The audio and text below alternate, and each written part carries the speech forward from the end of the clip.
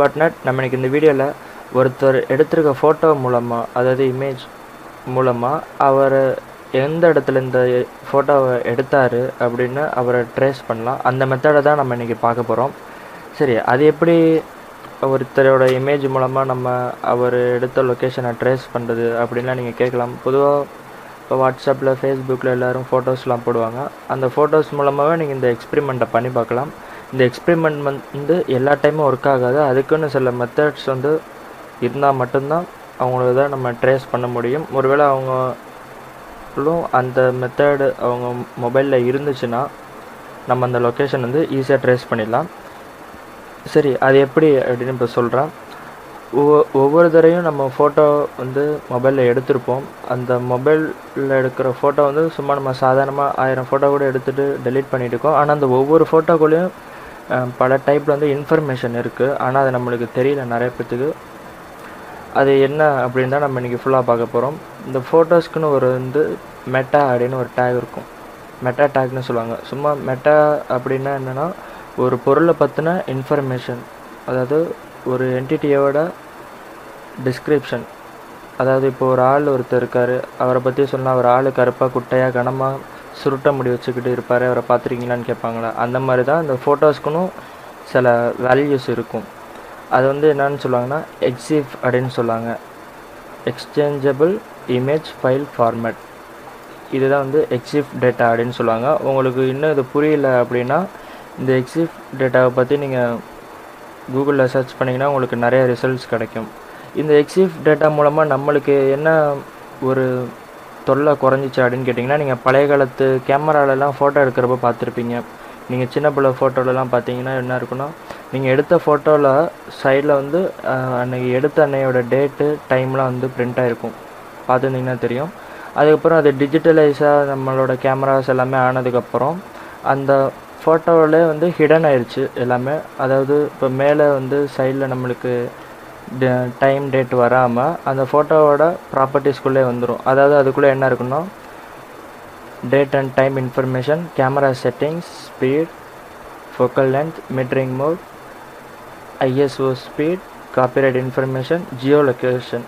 இந்த மாதிரி நிறைய இன்ஃபர்மேஷன் வந்து நம்மளுக்கு ஹிடன் ஆகிருக்கும். அதில் நம்ம இந்த ஜியோ லொக்கேஷனை வச்சு தான் அவங்க எந்த இடத்துல அந்த ஃபோட்டோவை எடுத்தாங்க அப்படின்ட்டு அதை வச்சு நம்ம ட்ரேஸ் பண்ண முடியும். ஓகே, அதுக்காக நான் இப்போ இங்கே வந்து 3 சைட் கொடுத்துருக்கேன், எடுத்து வச்சுருக்கேன். இந்த சைட்டோட லிங்க்ஸ் எல்லாமே டிஸ்கிரிப்ஷன் கீழே இருக்குது, அதை நீங்கள் பார்த்துக்கோங்க. metapix.com, pic2map.com, geoimgr.com. சரி, இந்த 3 சைட்டுமே வந்து ஒரே மெத்தடு தான். இப்போ நான் வந்து இங்கே 3 இமேஜ் எடுத்து வச்சுருக்கேன்.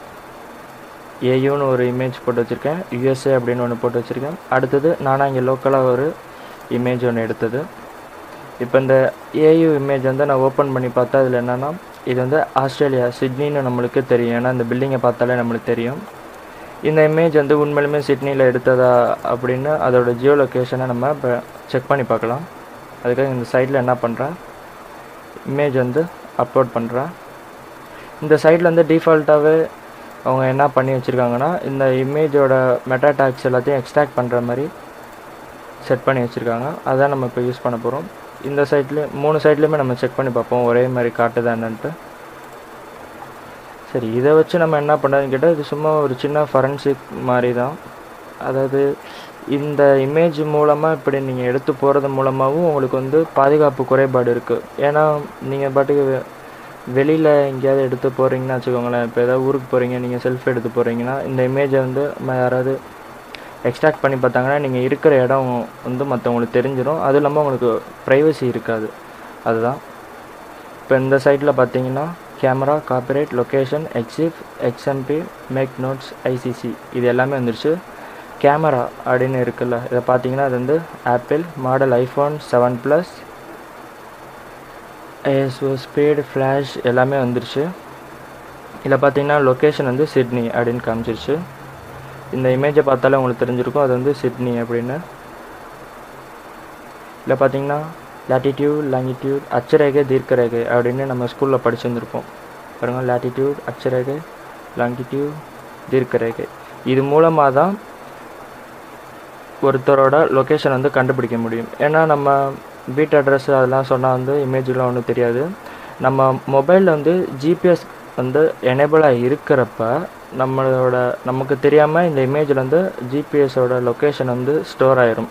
அப்படி ஆகிறப்ப அந்த ஸ்டோர் ஆகிற லொக்கேஷனை வச்சு நம்ம அவங்களோட பிளேஸை வந்து கண்டுபிடிச்சிடலாம்.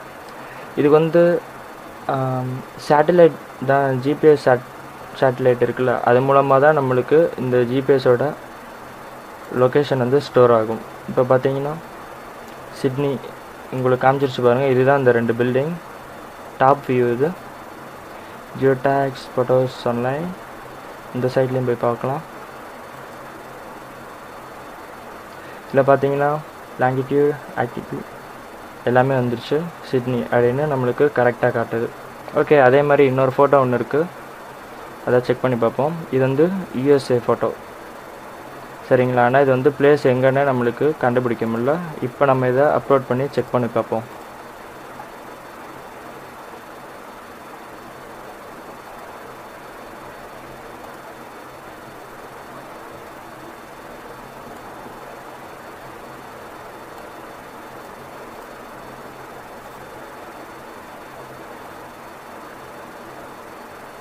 இன்னொரு ஃபோட்டோ ஒன்று அப்லோட் பண்ணதில்லை.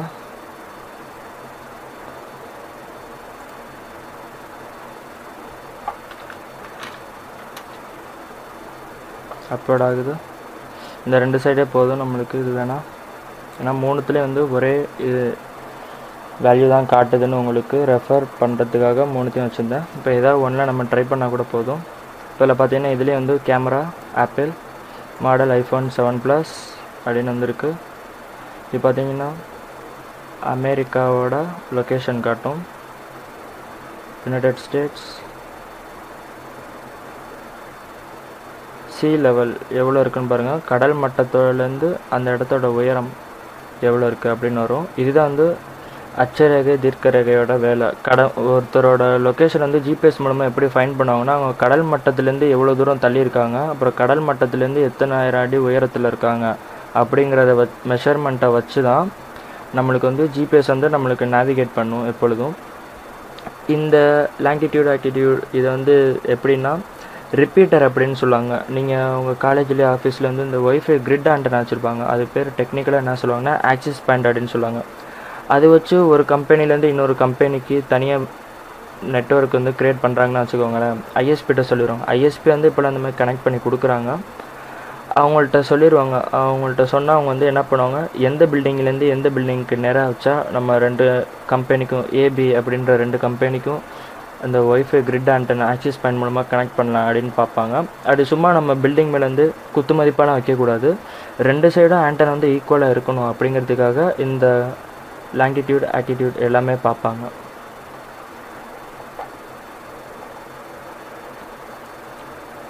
ஓகே, இப்போ நம்மளுக்கு இதோட லொக்கேஷன் வந்து நம்மளுக்கு ஃபைண்ட் ஆயிடுச்சு.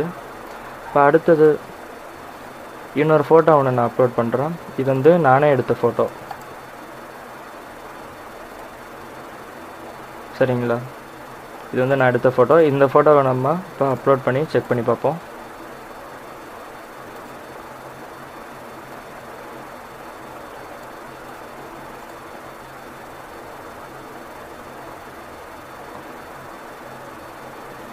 இப்போ இதில் பார்த்தீங்கன்னா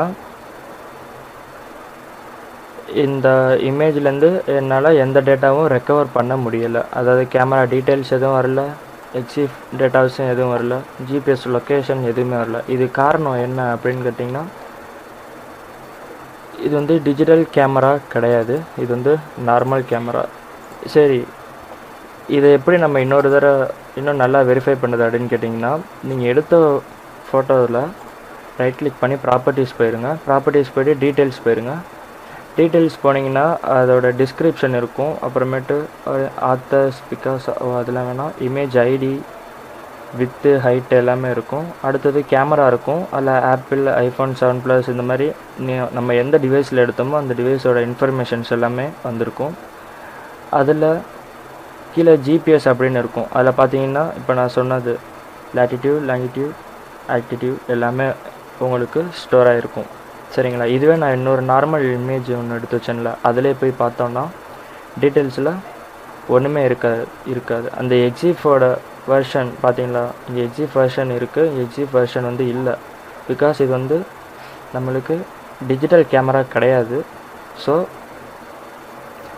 இந்த ஜிபிஎஸ் லொக்கேஷன் வச்சு ஃபைண்ட் பண்ணுற ஆப்ஷன் நம்மளுக்கு இதில் கிடையாது. ஏன்னா நான் இந்த இமேஜ் வந்து எடுத்தது என்னென்னா ஒரு சாதாரண நார்மல் ஆண்ட்ராய்டு மொபைலில். இதுலேயும் நம்ம இந்த மாதிரி ஜிபிஎஸ் லொக்கேஷன் எல்லாம் ஃபைண்ட் பண்ணலாம். அதுக்கு என்னென்னா நீங்கள் மொபைல் வந்து கேமராவை ஆன் பண்ணியிருக்கப்போ ஒரு கியர் ஐக்கான் ஒன்று இருக்கும். அதில் வந்து பார்த்தீங்கன்னா ஜிபிஎஸ் வந்து எனேபிள் பண்ணுற மாதிரி ஆப்ஷன் இருக்கும். ஒரு இன்கேஸ் அந்த ஆப்ஷன் எனேபிள் பண்ணியிருந்தால் உங்களுக்கு வந்து இந்த ஜிபிஎஸோட லொக்கேஷன் வந்து ஸ்டோர் ஆயிரும் எக்ஸிஃபோட. அந்த எக்ஸிஃப் இருந்துச்சுன்னா உங்களை வந்து ஈஸியாக வந்து உங்கள் இமேஜ் மூலமாக மற்றவங்க வந்து உங்களை ட்ரேஸ் பண்ண வாய்ப்பு இருக்குது. அப்படி யாரும் ட்ரேஸ் பண்ணக்கூடாது. ஒரு இது ஐஃபோன் யூஸராக இருக்கட்டும், ஆண்ட்ராய்டு யூஸராக இருக்கட்டும், எல்லாத்துக்குமே இது ஒன்று தான். உங்களோட கேமராவில் வந்து ஜிபிஎஸ் எனேபிளாக இருந்துச்சுன்னா இப்படி ட்ரேஸ் பண்ணலாம். இப்படி யாரும் உங்களை ட்ரேஸ் பண்ணக்கூடாது அப்படின்னா நீங்கள் அந்த ஜிபிஎஸ் வந்து ஆஃப் பண்ணி வச்சிடணும் கேமரா செட்டிங்ஸில். இதுதான் வந்து எக்ஸிஃப் மெட்டா டேட்டா அப்படின்னு சொல்லுவாங்க. இந்த வீடியோ வந்து சும்மா ஒரு சின்ன மொக்கையாக தான் இருக்கும், ரொம்ப புதுசுன்னு கூட சொல்ல முடியாது. சரி, இதே மாதிரி இந்த எக்ஸிஃப் டேட்டா வந்து வியூ பண்ணி பார்க்குறதுக்காக ஒரு மொசில்லா ஃபயர்ஃபாக்ஸில் ஒரு ஆட் ஆன் இருக்குது, எக்ஸிஃப் வியூவர் அப்படின்ட்டு.